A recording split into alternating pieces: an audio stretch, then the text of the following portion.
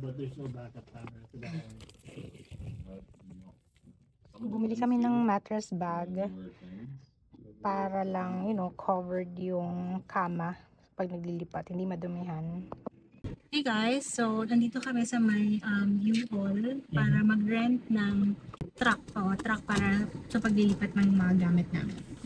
Pinagbibilian namin yung 10 or 15 feet na van. Kasi konti lang naman yung gamit namin. Pero mas siguro, kinuha na lang namin yung mas malaki para lang sigurado. For comparison, ito yung kinuha namin yung 15. Tapos yung isa yung maliit. Ito, yan.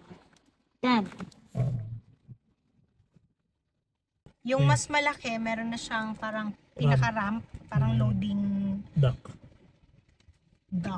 Yeah, kasi para mas mabilis mag-load ng mga gamit. So, yeah. So, yung malaki na yung kinuha namin.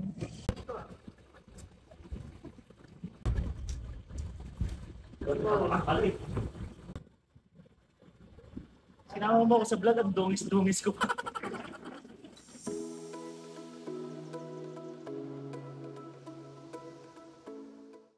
Hey guys, good morning! Welcome back to my channel. Medyo busy tayo today kasi maglilipat tayo ng gamit. Nakahanap na kasi kami ng apartment namin na mas malapit sa trabaho. So, maglilipat kami ng gamit namin ngayon. Nabakante na namin tong kwarto and yung iba na i-load na sa sasakyan. So, ayun, samahan nyo kami maglipat today. Lesson? Yes. Na-load na lahat ng gamit? Yeah. Tapos may kukunin pa tayo sa Downtown. downtown na konting furniture pa. Halos 10 months din tayong tumira kina tito. Yeah. So dumating kami dito sa Canada, sa kanila muna kami tumira for 10 months. And then finally nakahanap na kami na sariling apartment na mas malapit sa trabaho. Nag-decide na rin kami mag-move out sa kanila. Siyempre, we're very thankful kasi siyempre, kinukup nila kami for 10 months. And yung mga gamit na meron kami ngayon, lahat yon bigay nila. So imagine, dumating kami sa Canada, ang bit-bit lang namin, 4 na maleta, tapos 3 box. Yun lang. Halos puro damit yung mga dala namin. Pero imaginein mo, ngayon, nag-move out kami sa kanila, nakapuno kami ng isang truck. Isang malaking truck. Lahat ng mga furniture, gamit dyan, TV, dresser, yan, galing sa kanila yan lahat. And halos wala kaming binili dyan kasi nga, bigay nila. And malaking bagay yun kasi syempre ang hirap magsimula ulit. Financially speaking, kasi talagang magastos. Imagine, bubuo ka ulit ng bahay mo. Magastos talaga yun. Maswerte kami kasi meron kami ganitong support system. And syempre, napakalaking tulong. Kaya ako, I really suggest na if nag-decide pa kayo kung saang province kayo titira dito sa Canada, talagang piliin nyo yung may kakilala kayo. Kasi kung alam mo yan, kung meron kang family members, relatives na nandito, kaibigan na nandito, mas maganda na mas malapit ka sa kanila. Kasi grabe din talaga yung tulong. Maapaw yung tulong sa amin. So, yeah, we are very blessed to have them. Kahit yung mga laruan ni Johnson dumating din kami dito. Ang laruan na dala niya, ilan lang? 5? Hindi naman. May isang box na maliit lang. Parang box ng planner ata yun. Isang maliit na box, manipis na box. Tapos purong laman lang na yun, maliliit na Hot Wheels na sasakyan. Tapos ngayon, yung mga laruan niya, isang malaking Ottoman na. Ano pa yun? Hindi pa kasya lahat doon. Hindi pa Wala lahat pa lahat yun. Malayo Siguro mga 3 gano'n ang laruan niya ngayon. Laruan niya ngayon. Ang dami niya rin. Ang dami niyang naipon na laruan dahil maraming nag-ibigay. Legos, books, yan. Hindi na kami bumili kasi ang daming nagbibigay. Grabe na puno din namin yung truck na to. Ang dami pala naming gamit. 15-foot U-Haul truck yung kinuha natin. This is for $29, right? Yung renta mismo. No. Tapos, babayaran, nagbayad ba tayo na insurance na to? Wala, hindi na tayo kumuha. Pero $16 siya if gusto kumuha. So basically, yan yung expense namin sa hahakot ng gamit. Syempre, kailangan namin ng truck. And convenient dito sa Canada kasi available yung mga ganitong resources. Malaki tong truck na to and convenient na ganyan nakuha namin kasi meron siyang load ramp. So, mas madaling akyat baba ng mga gamit dyan sa truck. Tapos yung lilipatan namin ngayon na apartment, yung supervisor, ano ba tawag sa kanila? Parang supervisor nung building ay Pinoy. And na-meet ko siya sa trabaho. Isa siya sa mga clients namin sa trabaho. So, doon ko siya na-meet and alam mo yun, nakakwentuhan. Siyempre, Pinoy, kabayan. Na sabi niya nga, meron silang apartment. And supervisor siya dun sa building na yun. Sabi ko, yeah, pwede kaming mag-apply since naghahanap kami ng apartment. Malapit yung apartment na yun sa trabaho ko and sa trabaho ni Daddy and sa school na rin. So, very convenient yung location. Although, syempre, medyo mahal din talaga yung upa. Mahal yung upa dito sa Canada. Talagang, alam mo yun, mamimili ka na lang kung ano yung compromise mo. And malapit din yung apartment sa school ni Jansen. So, yun yung mga bagay din na kinonsider namin sa paghahanap ng apartment. Basically, it was perfect. Alain mo yun, Daddy, naka 10 months na rin tayo dito. Time flies so fast. Yeah, ang bilis ng panahon. Tapos ka-graduate na ng kinder tong maliit na to. Fully renovated pala yung apartment namin kasi matagal tumira yung last tenant nila. So pagka ganun, fully nire-renovate nila ng buo yung unit para magbuka pa rin bago. Pinalitan nila lahat, appliances, mga cabinet, pati flooring, pinalitan. So ngayon, hindi pa talaga ko tapos yung unit kasi next week pa kami talaga dapat mag-move in. Pero napakiusapan namin na maglipat ng gamit ngayon para at least mabawasan yung mga trabaho. Ito yung mga bigat na trabaho kasi maglipat ng mga gamit. So yun muna yung talaga yung inuna namin. So ngayon, hindi pa tapos yung unit kasi ginagawa pa. From the last time I heard, parang kulang pa yung mga appliances, hindi pa dumadating. You've arrived at your destination. So kakauwi lang namin galing night market, tapos dumiretso na kami dito sa apartment. And ito na yung itsura niya ngayon. So fully renovated tong apartment namin. So nag-install sila ng bagong microwave, bagong stove, mga cabinets, bagong sink, that's yun yung ref. Tapos, medyo madilim, di pa namin nasa-set up yung ilaw. Ayan yung mga gamit namin. Tapos, ito yung kwarto. Tada! Magulo pa. Ayan yung mga gamit namin. Tapos, may storage lang dito. And then, yung banyo. Dito pala sa Canada, pag nag-rent kayo ng unit, kasama na talaga yung appliances. Like yung ref, yung microwave, at saka yung stove. So, kasama na siya.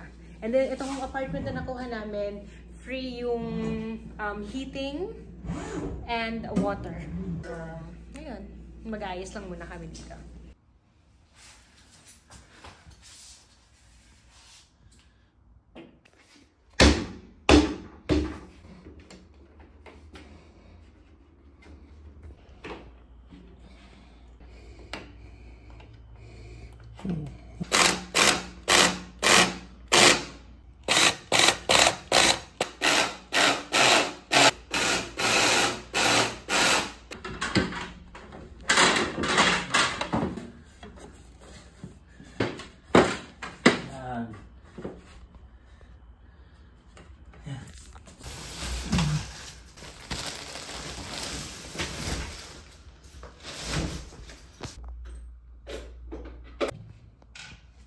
Wala ko ng patungan.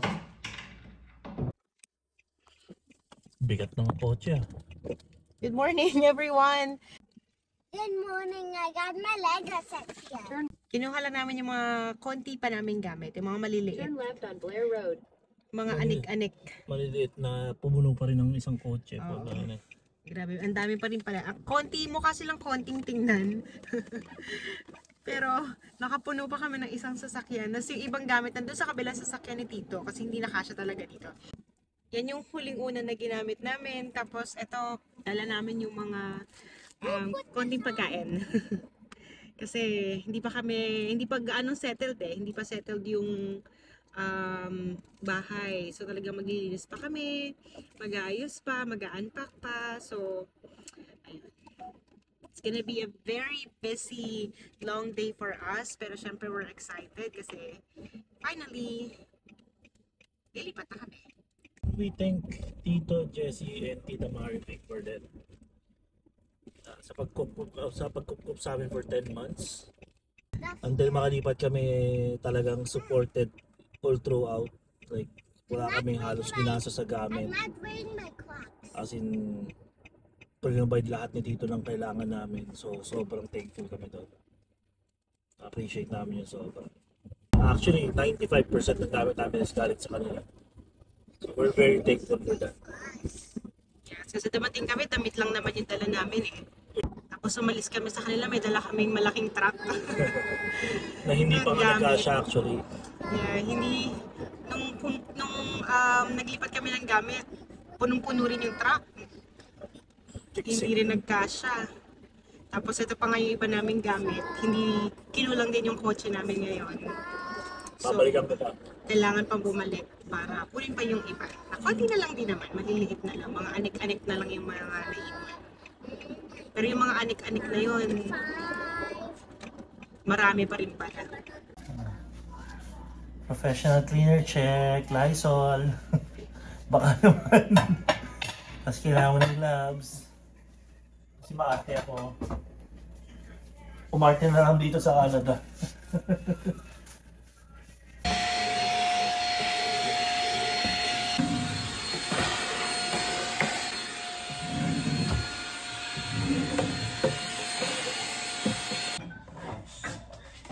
Akin na yung dalawang yung malaki.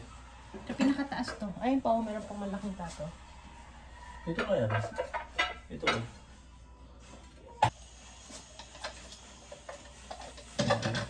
Okay yan?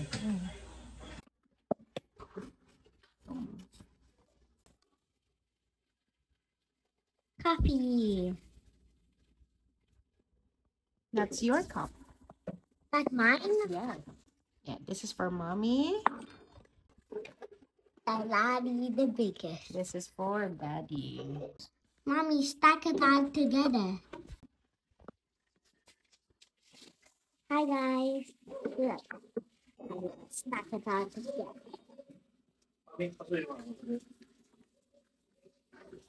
It's a snowman. It is a snowman. Heating element ba ito? Ito yung heating element yan. Ito.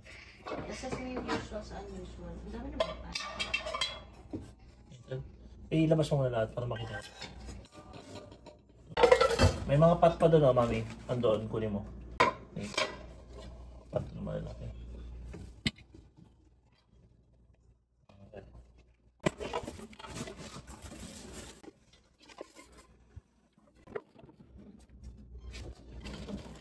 Saan to? Sa ilalim? Dito? Okay. Buti na lang pala, naiangat natin to. At least may patungan siya. Okay na yan. Ito pa pala bang, Anong pa dito, So, bowl, Bowl.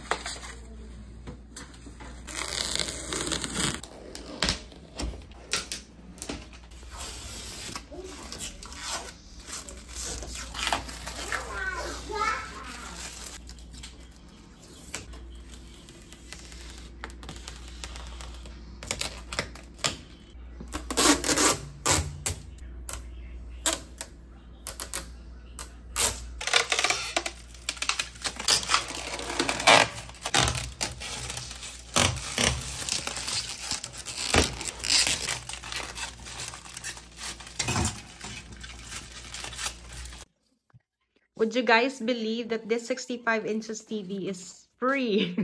Binigay lang sa amin yan.